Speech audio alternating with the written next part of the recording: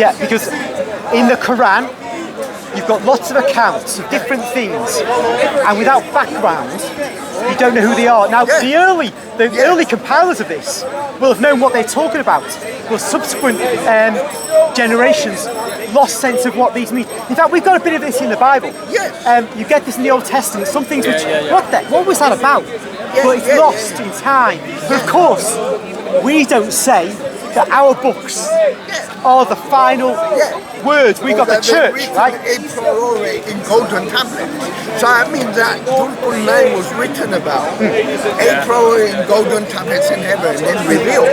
So that means that a myth that was created here on earth was somehow or another first in the heavens. That would literally make no sense. It makes no sense. Same as the seven secrets we know was a story. So why is Allah saying this in golden tablets and then that appears in the Quran? That would make no sense. No, that's true. But except that for most of the human race, there have been most people have been illiterate. So it doesn't have to make sense, Michael. No. When most people are illiterate and they just listen to what, and it's true, the priest as well as the imam can say all kinds of stuff. So we're all religions are in the same boat in that way. But once people become literate, and we have the printing press, people can start examining these texts. And I would say our texts stand up, but other texts of other religions don't stand up. And the Islamic text does not stand up. And in fact, I'm not somebody who says Muhammad says this, Muhammad did that. Because I believe that Islam didn't exist at the beginning.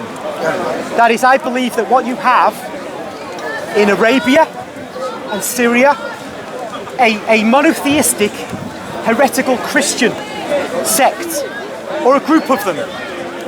And they are the ones who go on to conquer parts of the Byzantine Empire, conquer the Persian Empire, conquer Spain. They're just straight monotheists who deny the deity of Christ. They're like Aryans. Over time, Islam comes into existence as we have it today by a process of evolution. And there's reason to believe this because when, for example, the Arabs go into Jerusalem, the priests like Sophronius do not mention Islam or Muslims. They refer to Hagarenes or Saracens. This is a generic term, not Islam or Muslim. Then when they go to Spain in 711, the Catholic bishops never mention Islam. These people are Muslims. They're not following Islam. And it's important because Catholic bishops at that time and all times were going on and on about heresy.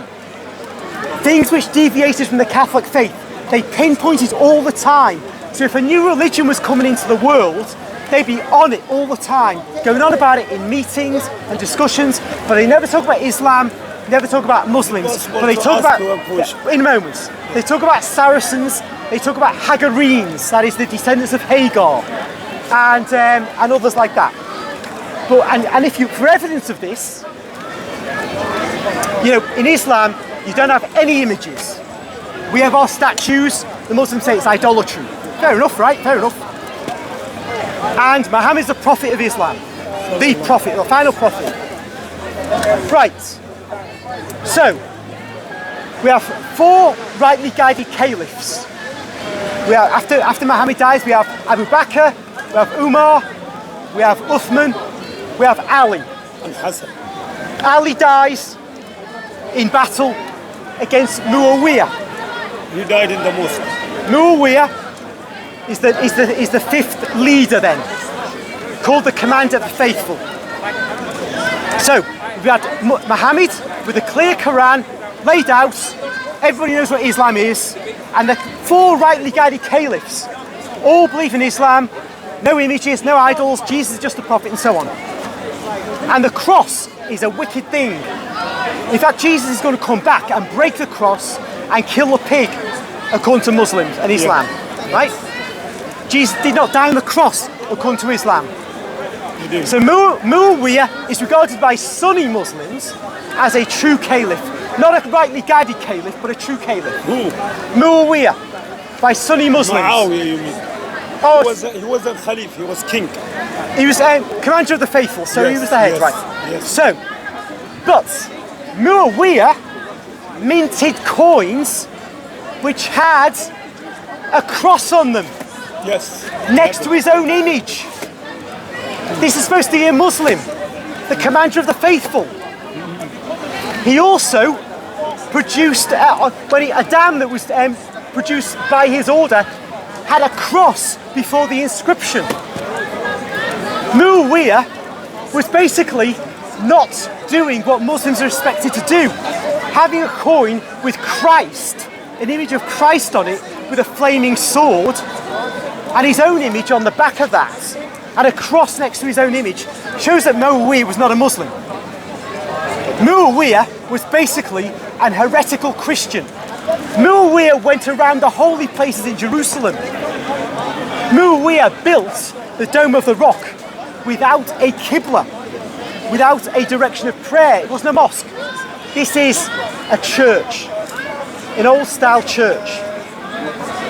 So what we have then is by Muawiyah is caliph from about 661 AD. He was a king, wasn't Caliph. Be careful. He was a You commander say- of the faithful from it's really Because you irrelevant. already This is said- really irrelevant.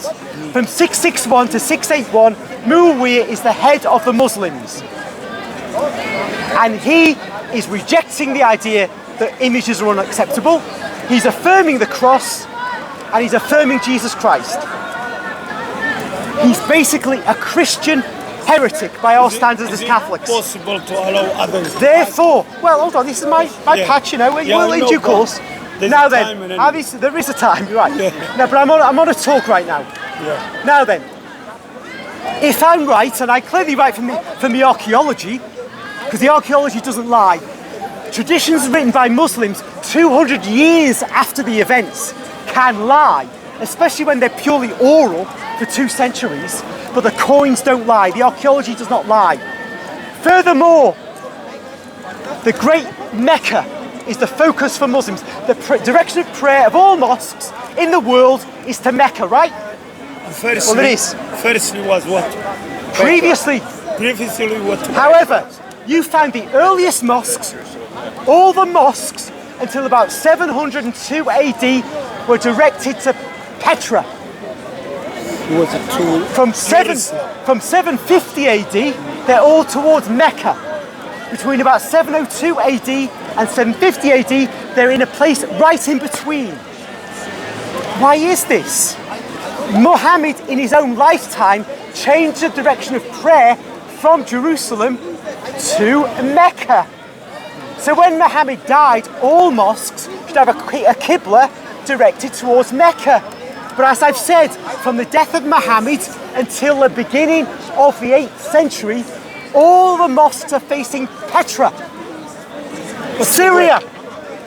Therefore, the story that the Muslims tell you is false. No, sorry, that's So the archaeology It's in the shows Quran. you that the You cannot stories play that with Muslims have made are Jerusalem. false. Muslim was facing Jerusalem In the time of Muhammad, the Prophet Muhammad, and and he in changed his own God life, before he died, from Mecca. before he died.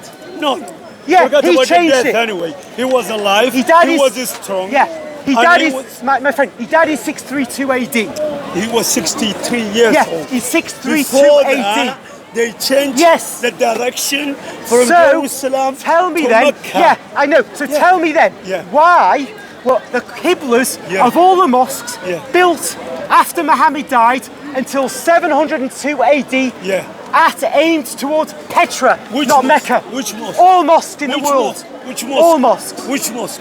The Kaaba is there, Mecca, Medina is there, Quba is there, the Syrian one in Damascus is there, All- Al-Abbasiyin, Damascus directed towards all Petra. the mosques was going All to the mosques. Mecca. Look, it's been looked at. All the mosques. No, all the mosques. no, you the cannot say qiblas that. are directed Everyone towards knows Petra. This is Now, given this archaeology, let me- we can let see me the say story of one Islam. word No, only. no, not yet, not yet. The but direction, because I let you for a long intervene, time but You said you're going to allow it. in a minute, You got surely, your surely. argument, And you're So, talking about my religion. The archaeology I love shows to that answer you. the Islamic story as given in the traditions is not in accordance with what the coins and the archaeological evidence shows. That means what we say as Christians, the non-Muslims say, do not speak of Muslims or Islam. No, they speak of Hagarenes and Saracens.